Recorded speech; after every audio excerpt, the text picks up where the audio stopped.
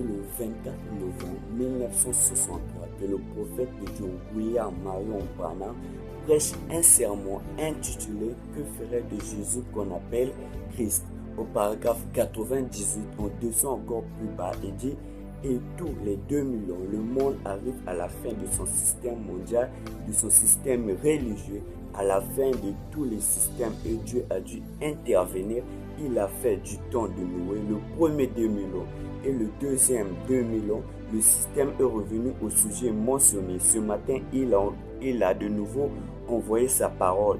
Il a envoyé sa parole par un prophète du temps de Noé et les gens l'ont rejeté en faveur de leur système. Il de nouveau envoyé sa parole au temps de Jésus, la parole manifestée dans sa plénitude. Les gens l'ont rejeté. Et maintenant, nous sommes en 1964, ce qui reste 36 ans avant d'arriver à 2000 ans. Le plus paroles a été apporté et le système l'ont rejeté. Maintenant, quand nous remarquons dans la Bible, chaque 2000 ans, le monde arrivait à la fin de tous les systèmes. Et Dieu a dû intervenir pour détruire le monde. Et donc, quand nous prenons des Adam à Abraham, ça fait 2000 ans. Et Dieu a détruit son peuple par un feu et Sodome et Gomorrhe. Avant cela, il envoyait 2 messagers pour apporter sa parole, afin que quiconque qui voulait échapper puisse suivre la parole que les 2 prophètes ont apportée. Nous prenons Genèse chapitre 19, le verset 14. L'autre sortit et parla à ses gens qu'il avait pris leur fils. Levez-vous et dites, sortez de ce milieu, car l'Éternel va détruire la ville. Mais aux yeux de ces gens, il parut plaisanter.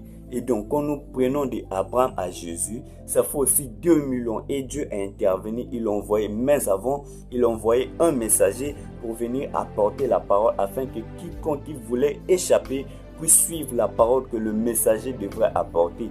Qui est ce messager? C'était Jésus-Christ. Et lorsque Dieu a apporté sa parole, il n'y avait que 120 personnes qui ont échappé face à ce que Dieu avait prévu.